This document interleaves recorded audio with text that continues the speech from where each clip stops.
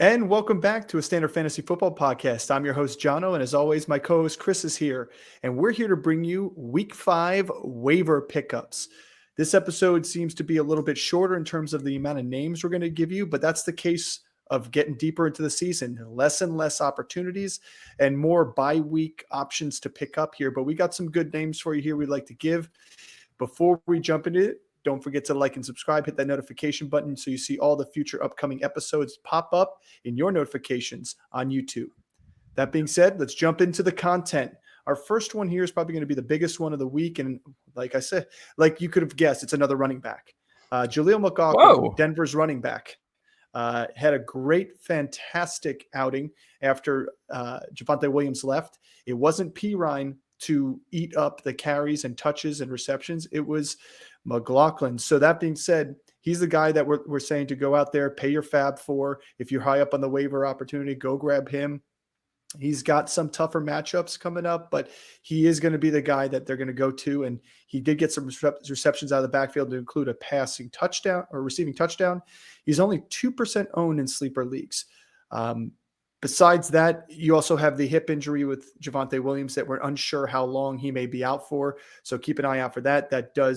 It's not quite the same situation as Jerome Ford, but it is still an advantageous situation to grab McLaughlin here. Yeah, I mean, I like McLaughlin. He's got some tough matchups. You got the New York Jets, Kansas City, Green Bay, Kansas City bye week. So not great matchups for the running back. Not great matchups for this offense in general. We say he ate up carries. He only had 7 carries. He ran though. I didn't say he ate up. I said he got touches. Yeah. I mean, he only had 10 touches. Yeah, but how much did Pirine have? Yeah, but what I'm saying is he was really efficient with those touches. He went 7 for 72. He averaged 10 yards rushing and 10 yards receiving. He was 3 for 3 with receptions, had 32 yards and a touchdown, and then had 7 rushes for 72 yards. He looked great yesterday. And again, take this as a caveat, is that this was against the Bears defense. So it's going to be a lot tougher sledding. If it were me and I'm desperate and I need some desperation plays because I have a couple guys on bye week or I'm dealing with some injuries, I know the running back position this year is thin. But if I'm dealing with some injuries this year and I need a guy to replace, I'm probably going to go target him on waivers. If I don't need to, I'm not going to spend a lot of money on him. I'd probably spend 5 to 10% of my fab on him, if that. I'm more closer to the 5% fab and let someone else pay for him because Javonte is not going to miss significant time. And who knows what kind of work he's going to get when Javonte Williams comes back and is now a 3-headed backfield in there. Like it's going to be limited touches for everyone. So he's going to have to keep up this ultra efficiency. I just don't like this offense enough to be like, one a part of that. No, this is a streaming play option here. If you're someone who has a bye week coming up, if you are the Austin Eckler owner and happen to be having Kelly or somebody else that you picked up to try and play while he was out, now both are going to be gone here. Here's an opportunity if you're hamstrung based on your running backs. Let's move on to somebody who is somebody you could play on what's looking to be a week-to-week basis, and that's Michael Wilson, wide receiver 2 for the Arizona Cardinals. It's looking like he has supplanted himself in multiple weeks now of being the playmaker behind Hollywood Brown. So that he's right now 6% owned. He is the big playmaker there. He reached the end zone twice this past week. Hollywood Brown did have 95 yards, but Wilson is a part of this passing offense along with Zach Ertz and Hollywood Brown. And I know everybody's saying, but I don't want to go pick up an Arizona Cardinal. Well, you should, because not only that, Dobbs is playing very well here, and they're able to run the ball with James Conner. This offense is not as bad as people think. They are going to be playing from behind in some games because they aren't a premier defense. They're a good defense, but not premier. They stayed in the first half of the games against the San Francisco 49ers. They were leading the Giants at half the week before. This is a team that I think, whether Kyler Murray comes back soon, later, or at all, it doesn't matter. Dobbs is going to be able to feed these guys the ball. I think he threw 41 times this past week. And both Hollywood had a decent outing, especially in PPR, And then Michael Wilson was the best receiving target for him this week. I think Zach Ertz also had a touchdown, almost had a touchdown too as well, which would have helped his cause He hasn't for had a the touchdown game. in like 2 years. Yeah, but that being said, this offense is not as bad as people want to make them out to be. Yeah, no, this offense is a pretty decent offense. This whole team, like a lot of people thought they were going to be like bottom feeders. They're in almost every game that they're playing. I mean, they got whooped on yesterday, but who doesn't get whooped on by the San Francisco 49ers? You know, they beat the Dallas Cowboys. They're in the game with Washington. They're in the game with the Giants. Like this Michael Wilson is a guy, and I will eat my words. All right, I will eat my word. I said it on Instagram a couple weeks ago. There's a post that says Michael Wilson's going to be the number one there, and I still don't think he's going to be the number one there, but I do think that now he has a legitimate chance on being a year-long value. And so he's probably going to get snagged up in a lot of leagues. There's a lot of people that are getting dropped that should get dropped. But he's going to be on someone's roster, and I would, what would you say? He was 6% owned right now. I wouldn't be surprised at the end of the week if he's closer to like 45% owned. I don't think he's going to jump up much more than that because the wide receiver position is deep this year. But I do think he's going to be up there. And what I like most about him is his fantasy production has gone up every game that he's played. And so, the targets hadn't. So he was 4 targets and 3 targets and 2 targets. But each game he was becoming more and more efficient with them, which means that he's going to be the deep ball guy. And that's a great thing to have. And he's a big physical-bodied receiver. He's 6'2", 213. He's going to go up there and win the ball, whereas Hollywood, they're using him for a lot of the underneath route. This is a guy I would love to target. If I wasn't a Hollywood owner, I'd probably go and grab him. For me, I'm not gonna. If I own too many shares of the Arizona Cardinals, I'm not gonna go and stack him up. This offense isn't potent enough to do that. But if I wanted to grab a piece of them, I'd go grab them.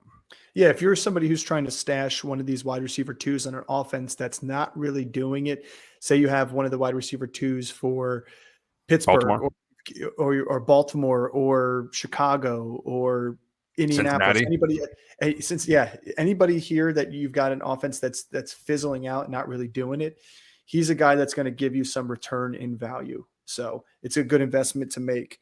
Moving on, let's talk about another. We have 2 more receivers here. Well, 3 actually here. Tampa Bay, you had the injury to Mike Evans, something to keep an eye out for. Deven Thompkins is a guy that you want to grab if there's going to be any prolonged absence, because outside of Godwin, Baker's going to have to throw to somebody. They have been able to run the ball that well in that offense, so they've been passing the ball a lot often.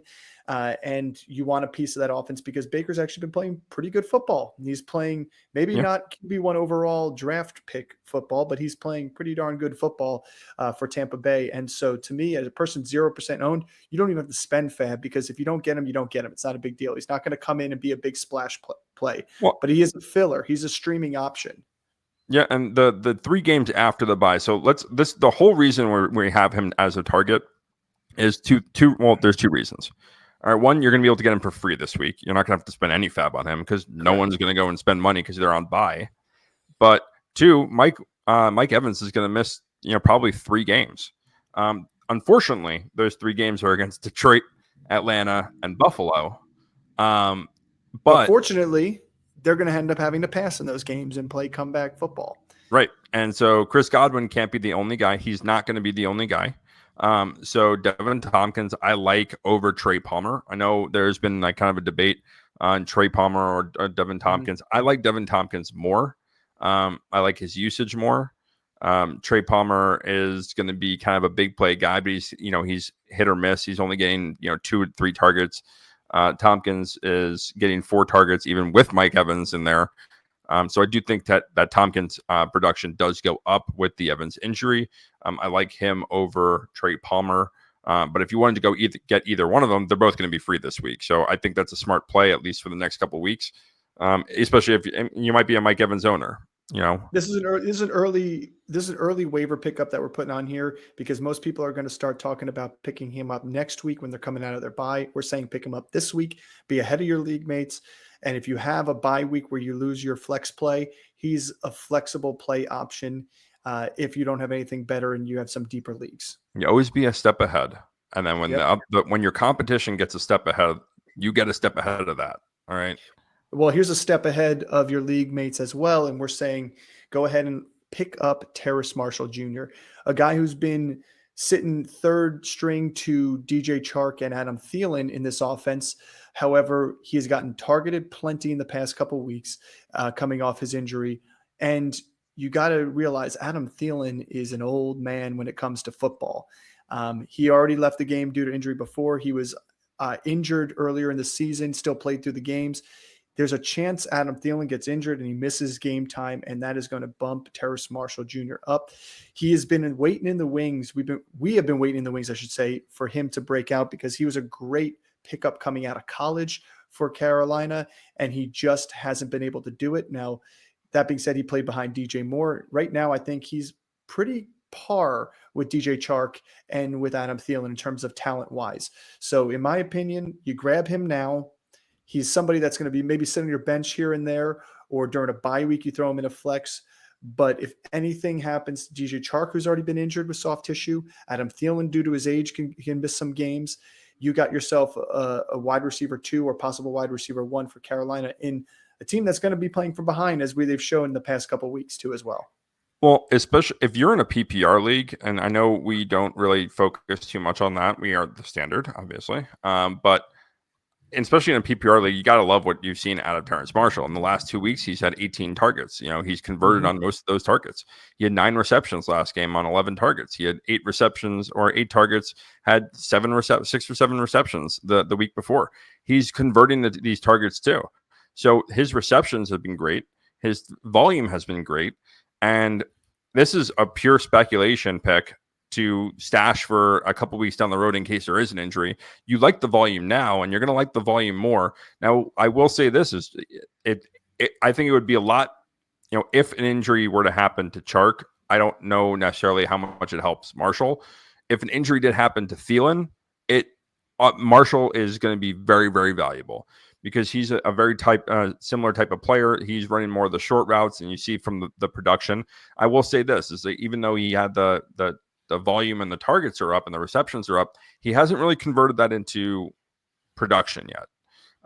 And he'll have one of those broken plays, but he's been used primarily on short yardage so far. He's not the big play guy. I think Chark is the big play guy that they like, and even Thielen down the field. But Marshall's been the last 2 weeks. When you see that kind of consistent production, that kind of consistent volume, that's a really good sign, and all that's going to lead to production. Well, like you said, the production is low because he has a low yards per target. So far, he has not had over 5.5 yards per target in any of the 4 games he's played in, or technically 3 games he's played in, because he only played 37% snaps week 2 and didn't get any targets there. But if you look at this past game, only 3 targets went to DJ Chark. He is the more downfield guy. He only had 2 receptions. Then you look back at the week before that, 11 targets to DJ Chark. But who was under center? The Red Rocket. So let's take a look at what the sample size is. And they want to play Bryce Young, the rookie, and who had the best rapport so far this week 4 with the rookie. Ride the hot hand. He's going to look for the guy that he can trust. And yeah, he's got the more intermediate routes and short routes there. He's still trusting him with the ball. He had 6.2 yards per reception and 7. So he's doing some yards after the catch in terms of that. But again, with a low yards per target, he's going to need to have a big yak number in order to give you bigger output, or it's going to need to be in the red zone where he's converting it to touchdowns.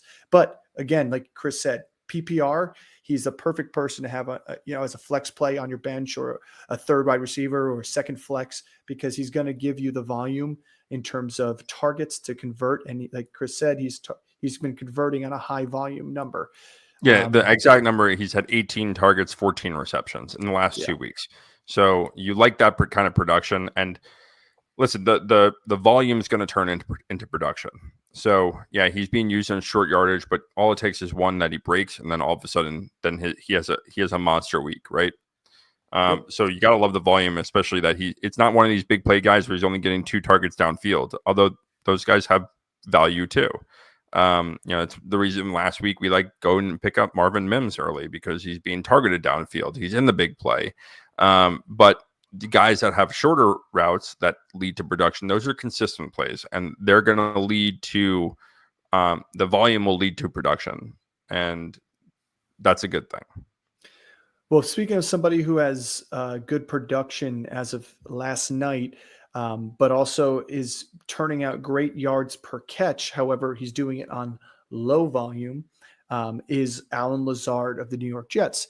Last night during the game against the Chiefs, he was 3 for 3 for 61 yards and a touchdown. Let me just read out the 4 weeks, his yards per catch number. That being said, he's only caught 2 balls or 3 balls in each game. With Zach Wilson at helm, who looked much better last night, which we'll get to him in a minute. But week 1, 23 yards per catch. Week 2, 11.5. Week 3, 13. Week 4, 20.3 yards per catch and a touchdown. This guy he's not going to get the volume Garrett Wilson's getting, but he's going to get the quality deep targets because he's going to get himself open. This is the guy that was trusted by Aaron Rodgers, who Rodgers wanted to bring him in here. Nathaniel Hackett trusts him as well. They're going to scheme him open multiple times because he's going to be the number 2 guy there. I like Alan Lazard, especially the fact that the next 2 weeks are against Denver and Philly, 2 weak passing defenses. They go on a bye. They play the Giants, who have been better against wide receivers. But then they got the Chargers and Vegas, 2 more teams after that. So you've got 4 games in the next 6 weeks that this guy could be a flex play, possible wide receiver 2 play, depending upon how Zach Wilson does. You want to grab him before your league mates do as well, because he is fantastic. I liked him preseason, but I liked him preseason with Aaron Rodgers. I'm starting to turn my head back towards Lazard because he has these big, huge yards per target and yards per catch numbers. Yeah, I said this week 1 that a lot of people are going to end up dropping, to absolutely hold on Garrett Wilson, but a lot of people are going to be thinking they should drop Lazard, and a lot of people did drop Lazard, and I said to hold on him. And now he's 38% owned in sleeper leagues. This is a guy you should go and grab. This is giving me my little Jets rant. All right, I need to let it out somewhere. So I'm going to let it out here. Okay. The Jets have faced the Buffalo Bills defense, who look what they just did to Miami. They faced the Cowboys defense, and then they faced the Patriots defense before everyone got hurt. They faced 3 really, really good defenses. Their strength of schedule significantly drops off after their bye week. And the way Zach Wilson played last night, again, is he Aaron Rodgers? Is he going to be a top 20 quarterback? No, I'm not saying that. I'm not this uber optimistic Jets fan. I'm a real Jets fan, which means I am a pessimist and I hate myself. Okay.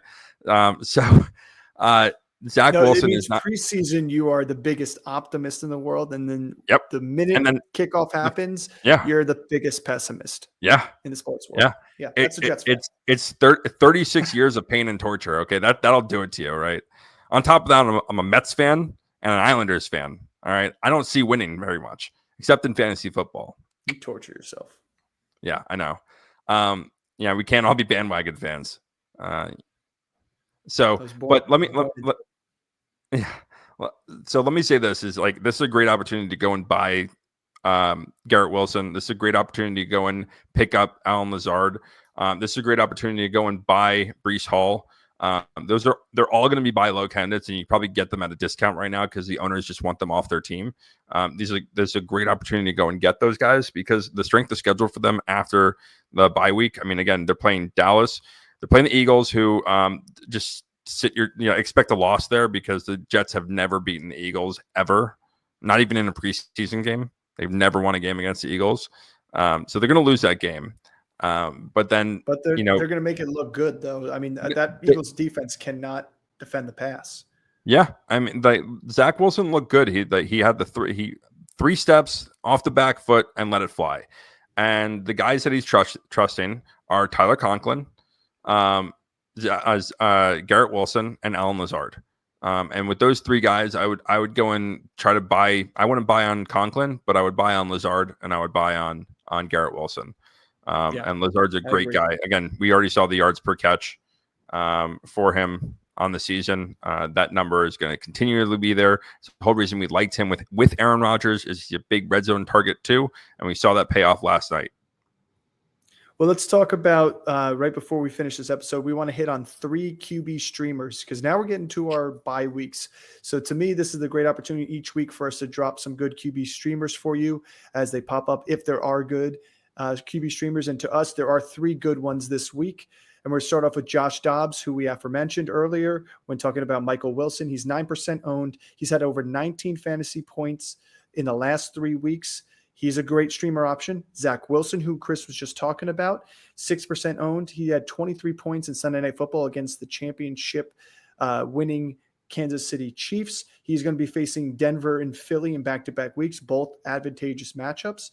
And Sam Howell, a guy who did happen to play Philly this past weekend. He's 20% owned, a little bit more, but he had 21 fantasy points against the Eagles, and he faces Chicago next week, who Russell Wilson made look silly in the second half of that game. So those are our 3 big streamers. Rank those 3 for me if you had your QB on bye. Season long? No, streamer. Next week. Sam Howell. Week 5. Sam Howell. Dobbs, Wilson. Howell, Dobbs, Wilson. I got Dobbs, Howell, Wilson. I would say Howell only because he's playing that defense, who they're terrible. And he's going to throw for a lot, and they have a lot of weapons around him. Dobbs is great, and Dobbs looks good on the run too. That's the reason why I put Dobbs in there. Plus the fact that Dobbs has done it against some tough defenses, not just playing the easy matchup. He's just a good streamer option, and even somebody to stash after you get your main QB back. Listen, if I'm a Joe Burrow owner, I'm looking to stream quarterbacks right now until they figure it out. That's a very good point. Well, that's the end of our waiver episode here. Thanks for tuning in. Keep an eye out. Don't forget to hit the like and subscribe buttons, as well as that notification button. Ring that bell so that you can get the drops later on this week. We have our Thursday night preview. Ring my bell. Thank you for that. I'm going to record that. That's going to be our intro from now on. So please. Don't forget to take a look out for our Thursday night football preview episode, as well as our Friday big time episode that features all our start, sits, and sleepers for big time for all of our games that we're going to be previewing on the weekend. That being said, enjoy. We're filming this right now, so if you have an opportunity, we will also post any quick little shorts if there's anything that happens big time in this game, big time in the Monday night game of the Giants and Seahawks as well. So thanks for tuning in. And as always, see you next time.